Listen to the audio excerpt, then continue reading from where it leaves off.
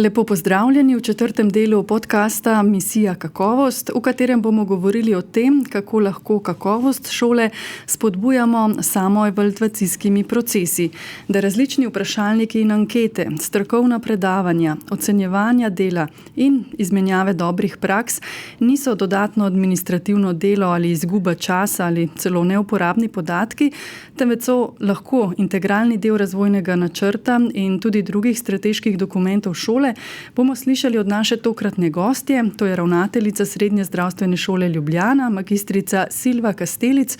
Dobrodošli v misiji kakovost. Dober dan.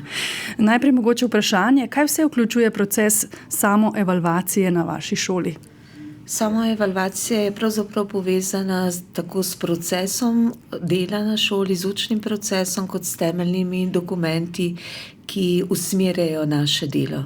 Pravzaprav odraža vse to, kar na šoli delamo, kar razvijamo, in to so ti temeljni dokumenti, kot so letni delovni načrt, poročilo, potem so to metode dela, so medpredmetno sodelovanje, primeri dobrih praks, ki si jih delimo med sabo z namenom, da razvijamo eno kulturo sodelovalnega učenja in medpredmetnega sodelovanja. Pravzaprav je samoevalvacija sestavni del poučevanja in sestavni del razmišljanja, vizije, naše usmeritve na šoli, našega poslanstva, da to, kar delamo, pravzaprav evalviramo, da dobimo povratno informacijo, da si to konstruktivno povratno informacijo, če tako rečemo, dajemo tudi drugemu, tako nam, ki smo vključeni v to, nam učiteljem, kot drugim zaposlenim, kot tudi dijakom. Imate mogoče tudi kakšne zunanje vprašalnike, ankete, s katerimi ocenjujete vzdušje ali pa delo na šoli? Ja, zadnja leta smo vključeni v zunanjo evalvacijo EPOS, ampak tudi sicer smo imeli nekaj usposabljanj, kamor smo povabili zunanje strokovnjake, ki so na svoj način s svojimi anketami ali pa svojimi vprašalniki ocenili naše delo, ga poslali zaposlenim, pa tudi dijakom, in na podlagi tega pripravili usposabljanje za nas. Tako da ta zunanji pogled tako strokovnjakov kot ta metoda vprašalnikov se nam zdi pomembna, da tako vidimo svoje delo na drugačen način. V bistvu se je tako pri vas tudi začelo, ne? Da ste povabili zunanje strokovnjake na šolo. Kako ste jih izbirali in kako so potem ti pogovori, predavanja spremenili vaše delo? Ja, to smo izbirali na ta način, da kot podporo za to, kar se nam na šoli zdi pomembno, kar je v skladu z našo vizijo. Na začetku smo prepoznali, da je zelo pomembno medpredmetno sodelovanje in razvijanje sodelovalnih pristopov.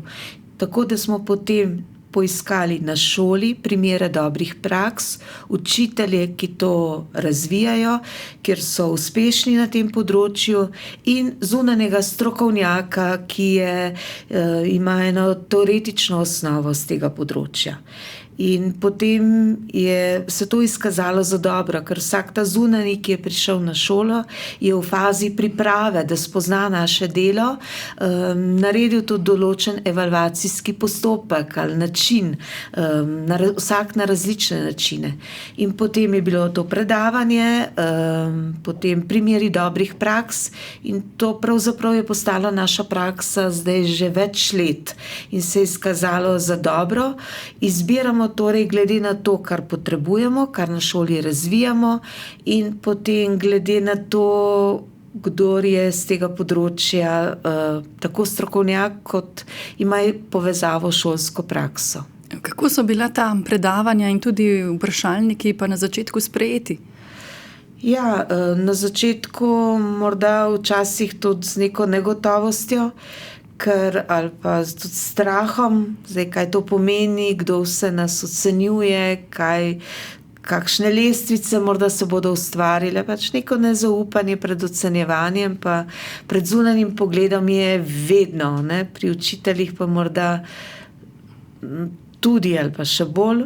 In potrebno je ustvariti eno okolje zaupanja pa varnosti, da res vidijo, da je to namenjeno temu, da napredujemo v svojih metodah pa načinih poučevanja in da ni namenjeno čemu drugemu, da kdo ne zlorabi tega. To okolje ali pa ta vzdušje zaupanja in varnosti se mi zdi nasploh zelo pomembno za šolski prostor. Kako ste pa to naredili? Kako ste to njihovo miselnost in ta strah pred zunanjim ocenjevanjem ali pa tudi notranjim spremenili? Jaz mislim, da to se samodejno ustvarja v času, v procesu, da to ne gre na hitro, da ni recepta za to, da to je stvar odnosov, ki se ustvarjajo in gradijo z leti. To zaupanje se ustvarja in gradi. Sploh se mi zdi v šoli pomembno, da se ustvarja to okolje varnosti in zaupanja za vse, tako za zaposlene, kot tudi za dijake. In samo učitelji, ki sami doživljajo eno varnost, ali pa ki so sami, imajo eno podporno okolje, pa ki se tudi sami izobražujejo, lahko potem to prenašajo drugim dijakom, mladim, da tudi njim ustvarjajo ta podporno okolje pa varnost. Gre v procesu, v času, v tem spoštovanje se res gradi in v tem, ko vidijo, da potem ta njihova predstavitev ali pa to njihovo, to, kar so pripravljeni deliti, pa se izpostaviti, da prinese tudi neke sadove ali pa rezultate, da potem tudi drugi vnašajo v svoje učno okolje te metode, da vabijo druge sodelavce k svojemu pouku, da se odpirajo vrata. Prej ste omenili zunanje strokovnjake, ki so prišli na vašo šolo, ampak zdaj, kot ste tudi že povedali, skrbite tudi za to, da v vašem učiteljskem zboru nekako dobre prakse in ideje se širijo. Ampak na začetku je bilo najbrž malo težje, vaše učiteljice spodbuditi, da delijo svoje izkušnje z drugimi. Ja, to se mi zdi, to je res. Res se mi zdi zanimivo, da učitelji ogromno dobrega delajo, ampak da se pa težko včasih izpostavijo, češ da se potem nekaj hočeš sebe izpostavljati ali pa nase opozarjati, ampak ne gre za to. Gre za to, da s tem, ko deliš primer svoje dobre prakse ali pa to, kar ti je uspelo ali pa te je tudi ne uspelo, kar se trudiš, da nekaj novega razvijaš v tem delu z novimi generacijami, da si to pripravljen podeliti, da je to dragoceno za vse. Na začetku je pa bil ta težava ali pa to je še vedno. Nihče se v bistvu rad ne izpostavlja, ampak se mi zdi, ko se ga pa spodbudimo ali pa ko spozna, da v bistvu se pa tudi si se pripravljen malo sebi odpovedati, pa temu, kaj bodo si drugi mislili, pa to naredi zato, da bo eno učno okolje na šoli drugačno, boljše, da odpreš prostor sodelovanja, pa to veliko prinese in to gre korak za korakom. Enkrat eden, drugič drugi, ne gre masovno, na silo, ampak v enem spoštljivem ozračju na dolgi rok. Omenili ste to tudi, da delijo tisto, kar ni bilo v redu, kar ni šlo, Tudi to je najbrž pomembno, da se ne delijo samo dobre prakse, ampak tudi mogoče tisto, kaj smo se naučili iz določenih metod dela, projektov, pa se ni izkazalo za najbolj učinkovito. To se mi zdi zelo pomembno. To mogoče tukaj bomo morali še napredovati, ampak tako marsikdo je v teh predstavitvah že izpostavil ta proces, kako je bilo težko, pa kako gre. In to se mi zdi predvsem dragoceno, da res vidimo celoten proces, ne samo rezultat, ko si zadovoljen, ko so vsi zadovoljni, ko nekaj uspe, ena zgodba, ampak da je v bistvu na poti do tega uspeha ali pa do karkoli je že to, da je tudi veliko težav, ne? In kar je sestavni del vsake poti in je v bistvu pravzaprav normalno.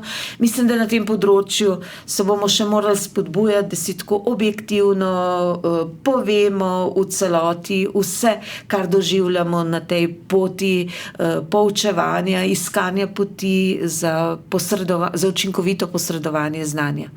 Kolikokrat na mesec, na leto imate zdaj te delitve dobrih praks? Se takole srečajo učitelji, učiteljice in povejo, katere stvari nekako delujejo v razredu ali pa pri projektih, katere ne? Običajno tako enkrat na mesec imamo tako imenovane konference, kjer ob teh stvareh, ki so pomembne za šolo, vedno postavimo vedno je še kakšen primer dobre prakse na različne teme, ponavadi na te teme, ki jih na začetku leta izberemo kot prioritetni cilj. Če smo izbrali prioritetni cilj pred leti medpredmetno sodelovanje pa sodelovalne pristope, smo potem predvsem so bile te prakse. Zadnja leta tudi kako z umetno inteligenco v šoli in so tudi sodelavci, ki so tukaj inovativni, spretni, potem pokažejo svoje primere in obenem tudi ponudijo delavnico za zaposlene, za tiste, ki bi želeli na tem področju še kakšno dodatno znanje, ob tem, ko povejo, kako oni delajo. Tako, da se potem to lahko razširi. Potem alternativno nove metode ocenjevanja, to zadnja leta spodbujamo, da bi bilo tudi ocenjevanje sledilo temu procesu, ki ga razvijamo. Na področju procesa poučevanja se mi zdi, da smo dobri, da smo že veliko naredili vseh teh iskanju novih metod. Včasih pogosto pa se zalomi pri ocenjevanju, če ostane pa še tako, kot je bilo vsa leta. In na tem področju iskanja alternativnih oblik ocenjevanja tudi si delimo primere dobrih praks in tukaj tudi tako iščemo strokovnjake, ki nas podprejo na tem področju. To se mi zdi v resnici najbolj zahtevno področje, ker tudi ni tako veliko strokovnjakov na tem področju, ki bi tako prišli, ampak jih najdemo nekatere. Tako da ja. Ampak ta navdih, ne, oziroma iskanje navdiha in tudi boljših rešitev, ki prihaja strani vaših učiteljev in učiteljic, ne, vseeno najbrž mora biti na šoli tako vzdušje, ki to podpira, ker mnogi si najbrž mislijo, bom oddelal tisto, kar je treba v šoli, ne, in se ne bom ukvarjal še s temi vsemi dodatnimi stvarmi. Najbrž vi gledate na to drugače, ne? Ja, v bistvu so učitelji tisti, ki so nosilci učnega procesa in šole. Brez dobrih učiteljev ali motiviranih učiteljev tudi šola ne more živeti. In pri nas k sreči je večina takšnih, ki vsak na svoj način, se ne gre, mi eno metodo ali pa recimo damo en prioritetni cilj v skladu tudi z našo vizijo pa poslanstvom, ki jo tako posebej razvijamo, ampak znotraj tega ni ene uniformiranosti. Vsak učitelj tudi pri vsakemu učitelju ali pa znotraj posameznega strokovnega aktiva to vznikne na nek originalen način ali pa se vzbudi en tak svojevrsten projekt. Hočem reči, da večina učiteljev tako želi teh ustvarjalnih pristopov ali pa išče načine, ker je potem tudi njihovo delo bolj zanimivo, ker so bolj z veseljem tudi v šoli. Zdaj za nekateri pa pač na svoj način se ne bi rada tako izpostavila zdaj inovacije pa klasika. Jaz mislim, da je poučevanje vsa leta v bistvu gre za to, ne glede v teh časih ali pa v preteklih časih, gre za to iskanje poti do teh mladih. In gre za to, da se vzpostavi ta odnos z njimi. In vsak učitelj ga na svoj originalen način vzpostavi, v skladu z nekimi splošnimi usmeritvami. In tako, da eno vzdušje, vsaj po mojem mnenju, je takšno delovno, tako dajmo reči delovno, kjer pač se iščejo, kjer se učitelji med sabo tudi so v strokovnih debatah, kjer ne samo znotraj strokovnih aktivov, ampak tudi širše iščejo načine sodelovanja, tako da pravzaprav so tudi naši dijaki, ki so usmerjeni tudi večinoma v poklic, v poklicu zdravstvu prinesejo tudi svoje izzive in oni so tudi na nek način nas postavljajo, nas ali pa če rečemo silijo v to, da iščemo načine. 3 programi se izvajajo na vaši šoli, program zdravstvena nega, bolničar, negovalec in splošna gimnazija. Imate kar 1100 dijakov, ne? In najbrž ni presenetljivo, da ste uvedli številne sodelovalne pristope, medpredmetno sodelovanje in tudi povezovalne projekte, kjer ustvarjate občutek skupnosti. Zakaj se vam zdi to tako pomembno? To se mi zdi temeljno. Prvič zato, ker v zdravstvu to delajo v timu. Timski pristop je način dela že v zdravstvu. Torej, te, ki jih naše dijake, ki jih usposabljamo za poklic v zdravstvu, usposabljamo za delo v timu, za delo z nemočnimi, s pacienti, kjer je empatija zelo pomembna. In tudi zaradi tega, ker v sodelovanju zmoremo veliko več kot sami. Eden zmore nekaj malega, vsi skupaj zmoremo pa veliko več. To vidimo pa različnih stvarih. Ko pripravljajo na primer učitelji in dijaki skupaj kakšno dejavnost in jo potem med razredi sodelujejo. To prinese veliko veselja, tako enega navdušenja in motivacije, ki pogosto zmanjkuje. Ti pristopi, tudi zdi se mi, da v življenju so stvari povezane. Samo v šoli imamo tako vse popredalčkano. In to, da se znanje povezuje, da je s tem veliko bolj uporabno, osmišljeno. Morda se zdi, da veliko energije gre, da gre nekje v prazno, da nam se včasih zdi, da smo bolj učinkoviti, če vse samo predelamo, pa odkljukamo, pa odpredavamo, pa je rezultat, neka ocena. Nam se to zdi, morda ne, ampak je to res znanje, ki ga želimo dati dijakom. Pri teh drugih pristopih, ki so pa povezovalni, je pa malo časovno bolj potratno.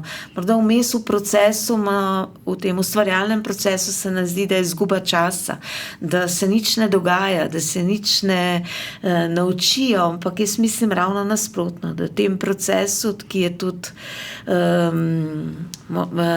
da gre pa to znanje, ki ga dobijo, bolj ponotranjeno, bolj uporabno. Tako da to se mi absolutno ne samo zdi, to izkušam, da je to povedo tudi dijaki, to pove tudi evalvacija, da so ti načini učinkoviti. Ne, da jih imajo radi, čeprav je to pomembno, ker nekaj, kar imaš rad, pa kar rad delaš, si potem tudi bolj uspešen. Ne, da jih imajo samo radi, tudi uspehi so potem večji, tudi rezultati so boljši pri takem načinu dela. Date lahko kakšen konkreten primer takega projekta, kjer so se pokazale te prednosti enega projekta, kjer je vključeno ne samo učitelji in učenci, mogoče tudi lokalna skupnost? Ja, to je pa en večji projekt, ki je zdaj kar tradicionalen vsako leto, ki je po mojem mnenju rezultat teh manjših projektov ali pa te kulture, ki jo razvijamo, je tako imenovana dejavnost Srčne poljane. Ko jeseni odpremo vrata šole, pred šolo postavimo stojnice iz različnih področij in dijaki tako ponudijo storitve, zdravstvene storitve, to, kar znajo skupaj z učitelji, s profesorji, seveda se tudi pripravijo in potem povabimo lokalno skupnost, to četrtno skupnost, starše naših dijakov, okoliške šole, dijaške domove. In to znanje, ki ga imamo, potem delijo drugi. Merijo vitalne funkcije, holesterol, potem vse to, kar tudi kakšne teste naredijo, ki svetujejo za psihično zdravje, telovadbo organizirajo, športne dejavnosti. Skratka, te dejavnosti v resnici to, kar oni znajo in kar je uporabno za nas vse, kar vsi potrebujemo, potem nudijo tudi obiskovalcem, ki pridejo naključno okrog ali pa jih povabimo, vedno jih je veliko, vsi so zelo hvaležni, zelo jih potem pohvalijo, in potem dijaki tudi doživijo, kako je dragoceno to, kar znajo, da je nekoga pa razveselijo, da nekomu pa že zdaj v času šolanja lahko pomagajo. pomagajo. In dragoceno je tudi to, da skupaj s profesorji, skupaj z učitelji to pripravljajo. In potem en timski odnos, en partnerski odnos se vzpostavi, ko skupaj za isto stvar delata, a ne, profesor in dijak. Tako da to je eden izmed projektov, ki jih imamo zadnja leta in res je lepo sprejet in prinese tako enega novega vetra, tudi potem nam. Potem en tak projekt je tudi, ko se povezujemo okrog branja. To se mi zdi to zelo zanimivo in dragoceno za vse, ampak tako v času to nastaja. Profesorice slovenščine spodbudijo, zbere eno knjigo od enega pisatelja in umetnika in potem spodbudijo k branju, ne samo dijake, tudi zaposlene. In potem posamezni razredi organizirajo okrogle mize v svojem razredu in pridejo povabiti vse učitelje osebno, da preberejo tudi učitelji to knjigo in da se pridružijo na njihovih okroglih mizah. Potem skupaj debatiramo tam o knjigi, ki smo jo prebrali in si podelimo tudi ob tem del svojega življenja. In to se tudi uspleta ena skupnost med učitelji in dijaki na drugačen način ob knjigi. Potem pa to na koncu leta pa povabimo še tega pisatelja, katero knjigo smo brali, je to eno srečanje, ki je na nadgradnji ali pa bi lahko rekli ena češnja na torti. Na ta način, da se ob branju, ob knjigah tudi ustvarja skupnost postopoma. Na začetku je par učiteljev sodelovalo, vedno taki strastni bralci. Zdaj, ko se tako res po desetletju so, bi lahko rekli, že polovica učiteljev, kdo se pride včasih že kar upraviči, da on pa nima časa prebrati. Ampak se čuti, da je to ena kultura branja, ki povezuje, ki ustvarja skupnost. Kaj pa dijaki? Kako so pa oni navdušeni nad takim projektom, zaradi katerega najbrž na koncu ne bo ena petica? Ja, oni so zelo navdušeni, ker je to, da pridejo učitelji zraven, da se z njimi pogovarjajo, da učitelji povedo tudi svoje izkušnje, da vidijo, da so pripravljeni z njimi deliti, da smo za isto mizo. To jih zelo, pa tudi potem, ko vidijo, kaj vse odpira knjiga, kaj vse prinaša ena literatura. Mislim, so navdušeni. Tako da ti mladi niso usmerjeni samo v rezultate, v to jih mi usmerjamo, v te ocene. Oni v bistvu uživajo in imajo radi to, da so prisotni pri neki dejavnosti, da si vzamemo čas zanje. Tako da res je pa treba angažirati, ne zgodi se pa nič samo od sebe. Tako slavistke pravijo, ogromno truda je potrebno, ampak je vredno. Tako ogromno motivacije pa različnih načinov, v vsakem razredu malo drugače. Prej ste omenili, razvojni letni načrt vaše šole vključuje prednostne naloge. Kako nastaja? Kako v ta načrt vključujete tudi tisto, kar se je v procesih samoevalvacije ugotovilo, pokazalo za mogoče šibko točko ali pa za področje, na katerega bi bilo treba dati več pozornosti? Ja, na koncu leta vsak strokovni aktiv evalvira svoje delo tudi in naredi poročila. Vsi vodje večjih projektov napišejo poročila, včasih tudi s kom zunanjim ali pa sami imamo tako en dan, 2 dni, kot neke vrste team building, kaj bi rekli, ko malo evalviramo to šolsko leto. In tam pridejo stvari na dan, ki se lahko ponavljajo in jih potem vključimo. Neki so potem ti vprašalniki EPOS, dajo tudi eno usmeritev in nekaj narekuje čas. Ne? Zdaj pač ta umetna inteligenca se je pojavila, zdaj lahko se delamo, kot da jo ni, ali pa je kot naš sovražnik, lahko pa se s tem izobražujemo, vključimo v svoj proces in to vzamemo kot del poti. Tako da najprej poročila, neke evalvacije in potem se pokaže na smer, kaj bo prioritetni cilj za naslednje šolsko leto, ampak vidimo, da se ene stvari nadgrajujejo, da nekaj ostaja stalnica, kot so ti sodelovalni pristopi, to se samo nadgrajuje, ne? Ampak ostaja, ni treba vsako leto spreminjati. Potem se trudimo s alternativnimi oblikami ocenjevanja, to se je pokazalo. potem to uvajanje umetne inteligence, kot sem rekla. Pa tudi ta logika, vsak dijak šteje, tako ta individualiziran pristop, ki je zahteven v tem sistemu, pa v teh takem skupini, kjer smo 32 dijakov, pa vendarle je pomemben, ne? Oziroma ga današnji mladi na nek način zahtevajo ali pričakujejo, ker gre za tak način, drugačen način vzgoje. Ni več skupina, ampak je posameznik tisti, ki je naš sogovornik. Glede na število dijakov na vaši šoli, pa tudi na to, da imate kar nekaj teh strokovnih aktivov, ki delujejo naprimer v svojem nekem okolju, kako pomembno je, da so vse te pobude, ki potem pridejo ali strani dijakov ali pa tudi strani aktivov, usklajene in da grejo v isto smer, ne pa da so stvari nekako razpršene ali pa rešitve parcialne. Je to najbrž ravno delo ravnateljice? Ja, to je pomembno, da se to potem, da je eno smer najdemo skupaj. To je pa ravno po vseh teh evalvacijah. Na začetku izdelamo eno vizijo, oziroma vizija že tako in tako en prioritetni cilj za vsako leto, ki ga potem damo kot eno vodilo za vse. Eno obdobje smo zelo izpostavili bonton, ki je tudi zdaj postal že naša stalnica. Tako, videli smo, pojavilo se je v vseh strokovnih aktivih, kot ste rekli, ali pa pri različnih so vzpostavljali to kot problem, da ta osnovni bonton mladim ni več samo po sebi umeven ali pa sploh poznan, da se je tukaj zgodil en kulturni, kaj bi rekli, šok ali pa kulturna, tako nismo več skupaj.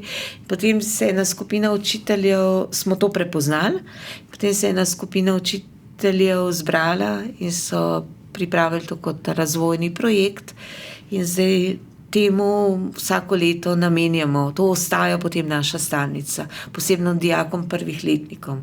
Damo poudarek na tem področju, ker je za našo šolo pomembno, ker je pomembno za poklic, za katerega se šolajo, ker se nam zdi, da je pomembno za medsebojne odnose, da lahko sobivamo skupaj, sploh pa 1000 dijakov in 100 zaposlenih. Tako da na ta način, ja, da ena smer je pomembna in potem znotraj te smeri se oblikujejo skupine, ki delajo na kakšnem področju, ki potem postane naše skupno področje. Ta bonton, čeprav ga ena skupina pripravlja, je zdaj na usmeritev za celo šolo, ne, ali pa za vse dijake. Pa se je na tem področju že kaj spremenilo? Ste že opazili kakšne premike na boljše? Ja, to je pa ves čas potrebno tudi delati. Mi imamo 4 leta tukaj dijake. V prvem letniku vidimo, da je zelo zahtevno, da tako prihajajo zelo iz različnih kulturnih svetov, pa niso še navajeni te kulture šole naše. Se spreminja. Je to tako, morda zna biti občutljivo področje, ker se komu zdi, da v njegov osebni prostor vstopamo, ampak če učimo tega, da se pozdravlja, da se prosi, kako se komunicira, potem to sprejmejo. Za vsako stvar je potrebno veliko energije ali pa časa, ampak opažamo razlike, ja, v 4 letih se zelo spremenijo in zelo oblikujo. Nekaj je že naravno, ker pridejo zelo mladi, potem 4 leta res tako so že psihološko v tem obdobju, ko zelo dozorijo, klinično okolje, kjer opravljajo praktični pouk, jih zelo izklesa, oblikuje, v bistvu je zelo zahtevno, jaz rečem. Moj poklon dijakom, ki se odločajo za poklic v zdravstvu in že tako mladi, v bistvu oni v 3. letniku vstopijo že v klinično okolje. Ob 7 zjutraj urejeni, delajo pacientu, se soočajo tudi s smrtjo, z zahtevnimi, težkimi boleznimi, z zahtevnimi situacijami in to v resnici jih izklesa v vseh teh 4 letih, tako da absolutno, jaz sem prepričana, da vse, kar vložimo v mlade in vso energijo, da nič ne gre v prazno. In v tem smislu tudi spodbujam moje sodelavce, da je to delo, ki ga opravljamo, res pomembno in res tako ni in ne gre v prazno. Čeprav se zdi takrat ne vidiš učinkov, ampak tako to oblikovanje mladega človeka, da vlagati čas, energijo in iskati načine, kako jih posreduje znanje in jim tudi pomagati pri tem, da se vzgojijo, je dragoceno.